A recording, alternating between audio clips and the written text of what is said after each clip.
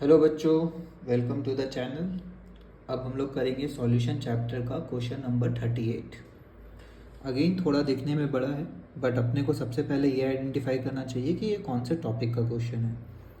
Benzene और toluene दोनों liquid होते हैं, ऑर्गेनिक सॉल्वेंट्स होते हैं। फॉर्म आइडियल सॉल्यूशन, ठीक है। बेंजीन और टॉलुइन मिलके आइडियल सॉल्यूशन बना रहे हैं over the entire range of composition, ठीक है। एंटायर रेंज ऑफ कंपोजिशन क्यों बोलते हैं कि भाई गलती से एजियोट्रॉप ना बन जाए। तो एजियोट्रॉप में क्या होता है कि लिक्विड में जो मोल फ्रैक्शन मिलेगा दोनों का, वही उसके गैसियस स्टेट में भी मिलेगा, तो क्वेश्चन सेंसलेस हो जाएगा। तो हर चीज़ का मतलब होता है अगर लिखा हुआ है तो। The vapour pressure of pure benzene and toluene, ठीक है। तो अपने को समझ में आ गया कहाँ जा रहा है ये क्वेश्चन। दो लिक्विड वाला क्वेश्चन है फिर से पिछले बार की तरह, और हम लोग को पता है रॉल्स लॉ यूज़ होना है, ठीक है।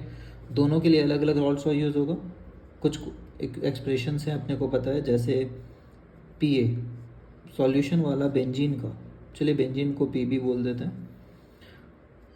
तो बेंजीन का प्योर फॉर्म में जितना होता है इनटू सॉल्यूशन में उसका जो मोल फ्रैक्शन होगा वो यूज़ होगा। सिमिलरली अगर किसी को पी ए निकालना है या टॉलुइन का, इसको अपन पी ए को पी टी लिख देते हैं, टी ओ एल लिख देते हैं। टॉलुइन का pure into mole fraction of toluene, ठीक है। और एक और एक्सप्रेशन है यहाँ पे जो अपने को पता रहता है, सॉल्यूशन के ऊपर टोटल प्रेशर जो होगा वो पी ए और पी बी को मिला करके होता है, ठीक है। इतना कुछ तो रॉल्स में हम लोग बार बार क्वेश्चंस किए हैं। लास्ट वाला बातें कुछ नया बोल रहा होगा, वो देखेंगे हम लोग क्या बोल रहा है, ठीक है। तो इन एक्सप्रेशंस को लगाने के लिए पहले अपने को कुछ चीज़ें चाहिए होगा, जैसे, और चलिए इसको डिमार्केट कर लेते हैं कि भाई साहब अलग अलग टेरिटरी में है सब लोग। तो बेंजीन के लिए मोल फ्रैक्शन वगैरह क्या मिलता है देखते हैं। Entire range of the vapour pressure of pure benzene and टॉलिन, तो प्योर बेंजीन का वेपर प्रेशर दिया हुआ है कितना, 50.71। मोल फ्रैक्शन पता करेंगे, पी भी पता चल जाएगा। सिमिलरली टॉलुइन का दिया हुआ है 32.06। नंबर्स एक्यूरेट होने के चक्कर में इतने ख़राब नंबर्स होते हैं कि क्या ही कर सकते हैं इनका। Calculate the mole fraction of benzene in vapour phase, तो वेपर फेज में मोल फ्रैक्शन निकालना है, ठीक है। इसको लिख देते हैं, ये वही वेपर फेज में अपना चल रहा है सॉल्यूशन का। अगर 80 gram benzene 80 gram of benzene is mixed with 100 gram of toluene.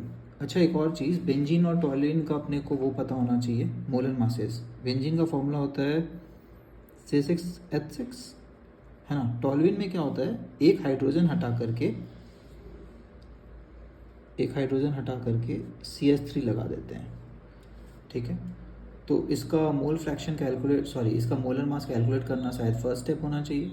तो बेंजीन का मोलर मास, बेंजीन बड़ा पॉपुलर है, 12 × 6 72 + 6, इसका आएगा 78, ठीक है। इसका 78 में एक कम हो जाता है हाइड्रोजन का 77, तो लेकिन 3 हाइड्रोजन बढ़ गया है 80 और 12 कितना आया 92 ग्राम्स, ठीक है।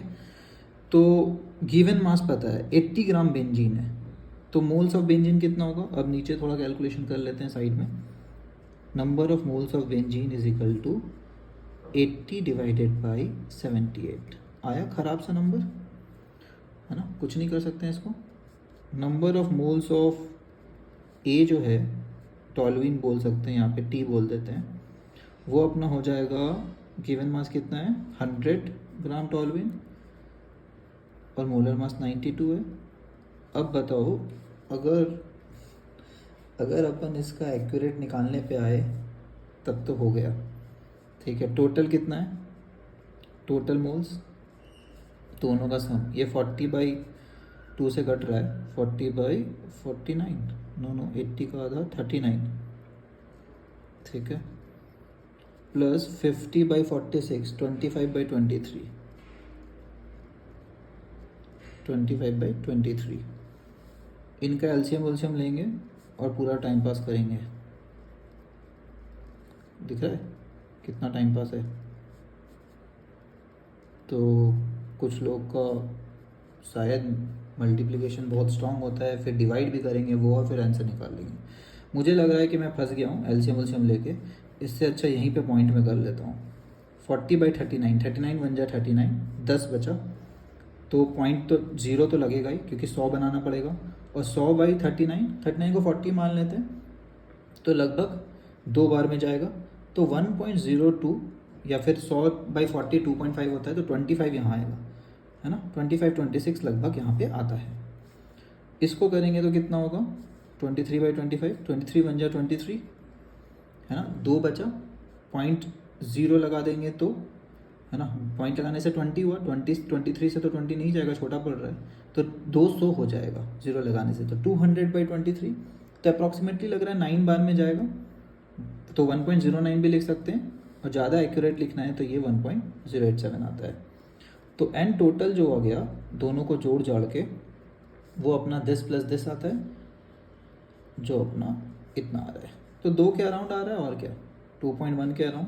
तो इसलिए एग्ज़ाम में है ना, अगर बहुत टाइम का कमी और ऐसे नंबर्स आ गए हैं तो अपन अप्रॉक्सीमेशन ही करते रहेंगे, ठीक है, नहीं तो टाइम पास हो जाएगा। इतना करेंगे ना तो एक तो ब्रेन पजल हो जाएगा, दूसरा बात चांसेस है कहीं ना कहीं सिली मिस्टेक हो जाना है, ठीक है। तो 2.1 कर देते हैं इसको। अब मोल निकल गया तो अपने को, लेकिन ये इससे निकालने से तो अपना काम चलेगा नहीं, मोल फ्रैक्शन निकाल लेते हैं। मोल फ्रैक्शन ऑफ ए कितना होगा, तो मोल फ्रैक्शन ऑफ बेंजीन इसको बोल देते हैं, बेंजीन। तो बेंजीन का मोल्स जो कि अपना था ऊपर देख सकते हैं 80/78, जो कि बाद में 1.026 आया, बाई टोटल मोल्स 2.113। क्या लग रहा है ये कितना आ रहा है, 1/2 कितना आता है 0.5, आधा। 1/2 कितना होता है, आधा। तो ये 0.4 के अराउंड आता है, 0.514 के। तो बेंजीन पता चल गया, तो टॉलुइन निकाल लेंगे। ये दिख रहा है, इसमें कुछ भी क्वेश्चन का यूज़ नहीं हो रहा है, तो सारा पुराना चीज़ है जो हम लोग बहुत बार कर चुके हैं, और बहुत बार ये कैलकुलेशन हमें परेशान करता है। अब जाके ऊपर क्वेश्चन में हम लोग ये पुट कर सकते हैं। तो एक्स भी अपना आया 0.514, तो क्या लग रहा है पी बी कितना आएगा, आधा नहीं हो गया, 0.5 आधा ही तो होता है, तो 50 का आधा कितना होता है 25। तो देखो सब जगह अप्रॉक्सीमेशन काम कर रहा है, एक्यूरेटली आता है ये इतना, बट अगर अपन 25 भी लिख देंगे ना, अपना आंसर सेम आएगा लास्ट में, ठीक है। वैसे यहाँ 32 into mole fraction of toluene, mole fraction of toluene आया था 0.48, ये भी लगभग आधा ही है। 32 का आधा होता है 16, एक्यूरेट बात करें तो ये आएगा 16.479, ठीक है। दोनों का प्रेशर निकल गया, mm जो भी है प्रेशर का यूनिट्स अपन लिखते रहेंगे। पी और पी टॉलुइन दोनों निकल गया अपने साथ, टॉलुइन बोल देते हैं, ठीक है। अब इधर आ जाते हैं। अब हम लोग को पता है पी और पी भी पता है, तो दोनों को जोड़ सकते हैं। 24.645 प्लस 16.479। अब देखिए कोई 25 लिख देता और 16 लिख देता तो भी तो उतना ही आता 41, अभी भी 41 ही आ रहा है एक्यूरेट। अपन अप्रॉक्सीमेशन से भी करते तो 41 पे पहुंचते, क्या ही जा रहा है, ठीक है, क्योंकि नंबर्स इतने ख़राब है। अब यहाँ पे एक चीज़ समझने का है, वेपर फेज में ना अपना इंडिपेंडेंट कैलकुलेशंस चलेगा। वेपर फेज में पूरी तरह से इंडिपेंडेंट कैलकुलेशन चलेगा। क्या होता है, एक लिक्विड का मान लेते हैं यहाँ पे टोटल प्रेशर पता है हवा का, हवा में टोटल, ये अपने को चैप्टर 1 में पढ़ाया जाता है इनफैक्ट, है ना, क्लास 11th में। तो अब Dalton's law of partial pressure, तो टोटल प्रेशर होता है P A plus P B. तो कोई बोला कि पार्शियल प्रेशर निकालने का कोई टेक्निक है, टोटल प्रेशर से रिलेट होता है पार्शियल प्रेशर। तो हम लोग को ये फॉर्मूला पता था, टोटल प्रेशर हवा में, अगर पार्शियल प्रेशर किसी का निकालना है हवा में, तो टोटल प्रेशर से उसका मोल फ्रैक्शन मल्टीप्लाई कीजिए। हवा में mole fraction, point to be noted, हवा में मोल फ्रैक्शन। क्या पी टोटल पता है, पता है, ऊपर निकाले 41। क्या पी ए पता था, बिल्कुल, ये भी पता था अपने को। यहाँ पे पी और पी बी अपन निकाल के आए, है ना। तो यहाँ पे बेंजीन के लिए पी बी बोल देते हैं, मान लेते हैं बेंजीन के लिए कैलकुलेशन कर रहे हैं, है ना। तो बेंजीन प्लस यहाँ पे टॉलुइन, क्लियर, समझ में आया कहाँ जा रहा है ये क्वेश्चन। तो हवा का एक अलग कैलकुलेशन है, ये एक्स्ट्रा बोलते हैं, इसमें रॉलेट का कोई लेना देना नहीं है। ये तो पुराना बात हुआ कि हवा में क्या अपने अंदर कैलकुलेट भी कर सकते हैं। हवा में अगर किसी का प्रेशर पता है, पार्शियल प्रेशर और टोटल प्रेशर, तो क्या उसका मोल फ्रैक्शन निकाल सकते हैं हवा में। रॉल साहब तो अंदर बात कर रहे थे, एक्स जो था ये अंदर की बात थी, सॉल्यूशन के अंदर, तो कर सकते हैं। तो इस क्वेश्चन में अपने से यही पूछा है, calculate the mole fraction of benzene in vapour phase, तो ये निकालना है, ये दोनों पता है तो कर लेते हैं डिवाइड, और क्या। तो प्रेशर ऑफ बेंजीन कितना आया था अपना 24.6, जिसको हम लोग 25 बोल के अप्रॉक्सीमेट करने का कोशिश कर रहे थे, डिवाइडेड बाय पी टोटल करेंगे जो कि 41 आया, तो अपना मोल फ्रैक्शन ऑफ बेंजीन आ जाएगा। ठीक है, अब 4 से कितनी बार में 24 आता है? 6 बार में, है ना। लेकिन 24/41 है, तो पॉइंट में आएगा आंसर, है ना। पॉइंट के बाद हटा दो सबको, छोड़ दो। 24/41 है ना नंबर एग्जैक्ट, तो ये पॉइंट में नंबर आएगा। 4 6 24 होता है, तो 0.6 के अराउंड आएगा। यही अपना आंसर है। मोल फ्रैक्शन ऑफ हवा में बेंजीन का बोलेंगे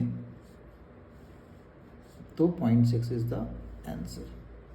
ठीक है, तो स्लो करके एक बार सॉल्व करना है, और कम से कम बोर्ड एग्जाम के पहले 2-3 बार जरूर सॉल्व करें, नहीं तो ऐसा वाला क्वेश्चन ऐसे खतरनाक नंबर के साथ अगर बोर्ड्स में आया तो पता है क्या होने वाला है। टाइम भी जाएगा और ब्रेन का पीस भी जाएगा। ठीक है, okay, bye everyone, thanks for watching.